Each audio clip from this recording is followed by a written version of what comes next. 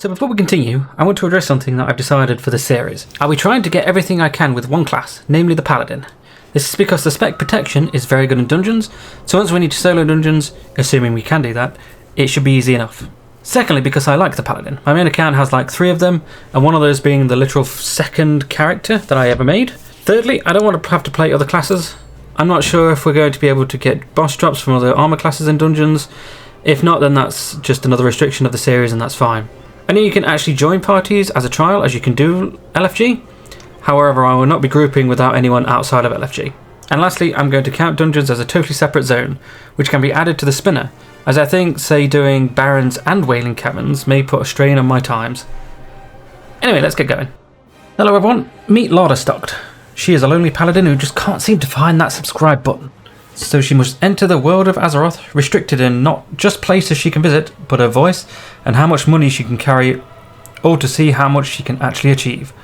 Welcome to StarterlockeD.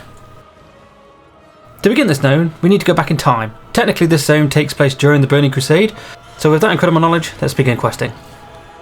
Actually before that, I learned some appearance of one of the first zone drops around this area, the scraggy leather pants, which will turn out to be the worst items to farm for. We found ourselves outside in a mystical forest island, out just past Silvermoon. We speak to the Magistrix, who tells us to eliminate some mana worms. We finish this quest and hit level 14, and pick up more holy steeds. The Magistrix then tells us that the local cat population have the crystal disease and must be killed. So as the psychopaths we are, we kill a bunch of innocent kitties.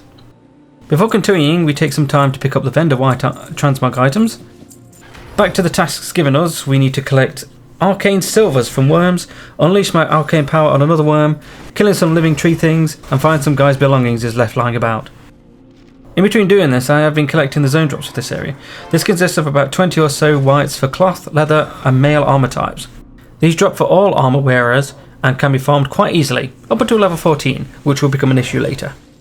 After this, we need to kill some arcane anomalies alongside a banished wretch. We were now done with Sunstrider Island. After this, I spend a good hour farming the grey zone drop transmog items. Heading out into Falconwing Square, the area is populated with wretched and the malfunctioning patrollers. After picking up and doing quests to collect arcane cores, mana crystals, and kill the de facto leader of the wretched in the area, we begin the arduous task of eating and drinking as much different foods as possible. We then leave and discover that a dwarf is currently in the woods. Ignoring the dwarf for a little while, we head towards the west of the zone, kill some more arcane anomalies, and take out a Night Elf spy. Taking the news of the spy to the head of the square, we head out to the Tainted Scar and rid the area of some undead.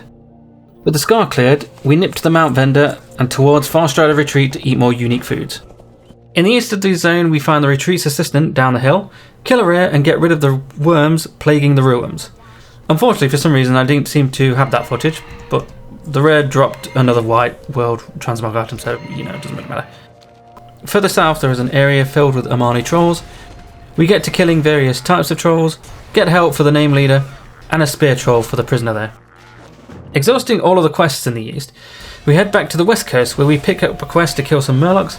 We do this, picking up some of their stolen equipment and kill the leader. With the normal quests done, we finally head to the village that was told to us at the beginning of the zone, Fairbreeze. In this village we had to kill a bunch of cats again, rid the docks of the wretched and their leader, along with picking up some boxers, and finally picking up some booze and food for the party. I also took the time to upgrade my bag space. After leaving the village, we head back towards the scar to clear the undead from it. Heading to the ruins near the scar, we find a scientist who wanted some soil and to kill the corrupted undead. Coming to the last quest in this round, we find our way to the Scorched Grove to clear out some treants who were roaming amok. We also kill the name tree, take his necklace back to an old friend, and lay it to rest. We then help power up the warding stones that keep the undead out of the rest of the zone, and nip into the Ghostlands to gather some plague blood samples. And that was the last set of quests for this area.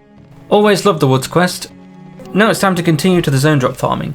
Firstly, doing the troll area and seeing the rare up, he dropped a green world drop transmog bow. At this point you can probably see that all the things, the mod that I'm using to track everything in the zone, shows more than the about 20 more zone drop greys I require. This is because it's also showing profession transmogs such as blacksmithing and jewel crafting for some reason. I will be ignoring these until the end of the challenge. And now begins the worst part of the challenge so far. Worst part of the challenge so far. Farming the grey transmog zone drops from the area. Firstly, I began by killing the Eversong Greenkeepers for the Living Branch. This was short-lived, however, as I soon found out this was a mage-only drop for a quest. So I leave the area and head back to Sunstrider Isle, what I feel is the best place to farm the last drops. I change to prot and begin pulling as many mobs as I can. Unfortunately, the mobs here are very attached to their spawn points. Many of them just run back if you move even a little bit away from pulling them. It is at this point where a stark realization comes to me. In the tooltip from All the Things, it states that the zone drops only drop consistently for players under level 14, and I am currently level 20, the maximum level for the trial.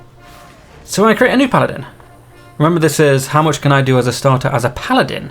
So Lartbstocked is created, and we choose Sunstrider Isle as the starter zone. I instantly see the difference. These greys start dropping the moment I log in. I also installed the mod Kill Track, which allows me to see how many of the specific mods I have killed up to then.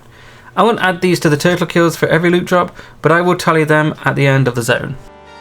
After figuring out a good route, basically around the edges of the isle, killing the arcane anomalies up the tower, then the mana worms, the cats to the east, then more cats to the north into the loop back towards the tower.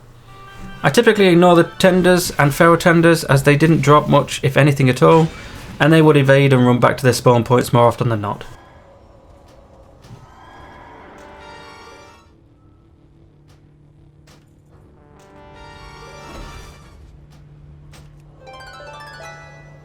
Unfortunately, after another hour of farming, I reached the dreaded level 14 of Lartbstocked, which means that Lartcstocked was born. And after another hour of farming, the last item dropped.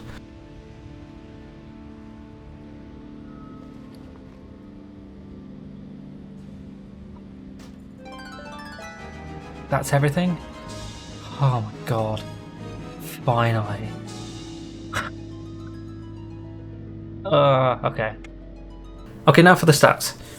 I'm not counting the rest of the zone as I didn't do much farming, not on Sunstrider Isle, so the totals are as follows. The Mana Worm, 219 kills. Tender, 211 kills. Feral Tender, 270 kills. Springpaw Lynx, 112 kills. Springpaw Cub, 121 kills. The Arcane Wraith, 363 kills.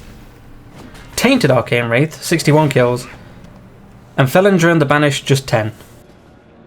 All in all, I think this was really fun. I'm looking forward to the other starting zones, however we're going to forego the spinner this time and just do Ghostlands. After Ghostlands, we'll add Eastern Plaguelands to the spinner alongside the other starting zones. Anyway, thanks for watching, see you next time.